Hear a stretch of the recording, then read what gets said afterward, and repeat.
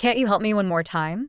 Noah's voice was low, tinged with fatigue and reproach.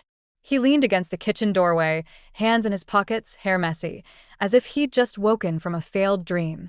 I paused from chopping vegetables and looked up at him. At that moment, a familiar sting prickled my heart. The kitchen light was dim.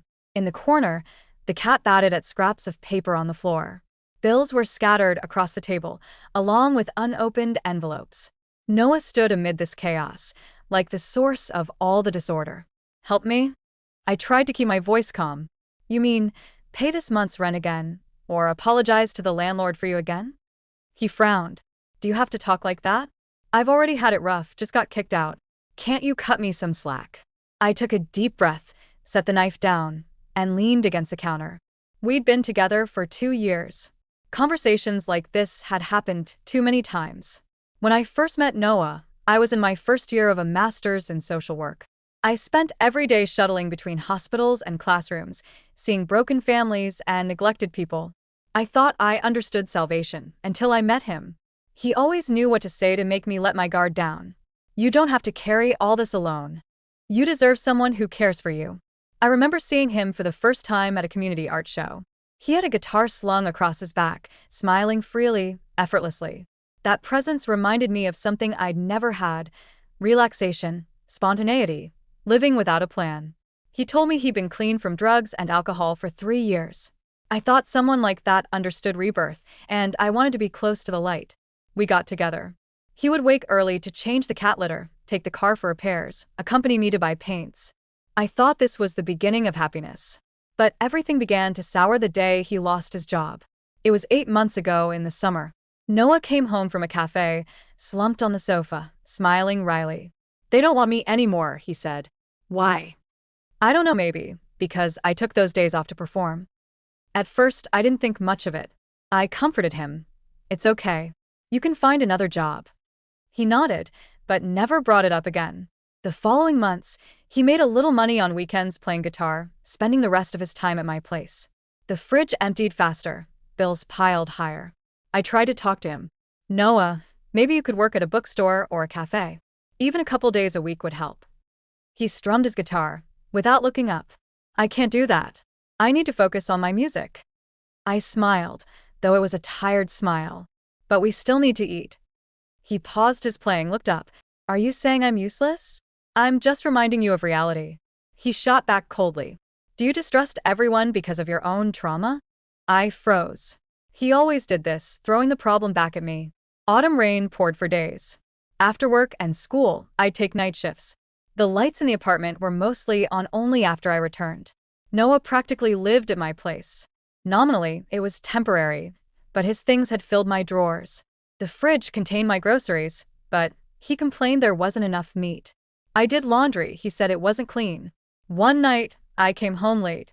He glared at me. Where have you been? Why didn't you tell me? I looked into his fiery eyes and replied, trembling. Who are you to ask me that? He went silent. A few seconds passed, then he sighed. Sorry. I was just worried about you. That night, I slept uneasily. The cat lay at the bedside. I heard the wind outside, like a warning. Weeks later, he told me the landlord wanted the apartment for his daughter's family. I have nowhere to go, he said. You could stay with your mom temporarily. It's too crowded there. I don't want to. What are you going to do then? You have a place, don't you? My chest tightened. Noah, I really don't know. Please, just for a short time. I'll leave once I find somewhere else. I saw the exhaustion and unease in his eyes, and my heart softened. That night, I placed extra pillows on the sofa, telling myself, just a few days. Days turned into weeks, weeks into months. In winter, I often got home after midnight from work. The apartment was filled with music or video game sounds. Noah sat on the carpet, surrounded by beer cans and takeout boxes. I couldn't help but ask, Noah, did you go to that interview today? He didn't look up. They want full-time. I can't give up music. So, how do you plan to live? I have gigs. Last week you made $30 from a gig. He finally looked up, voice sharp. Why do you always count money? You shouldn't be so materialistic. I'm not materialistic. I clenched my anger. I'm just someone paying rent, feeding cats, and paying bills. He sneered. Do you look down on me? I just hope you take some responsibility.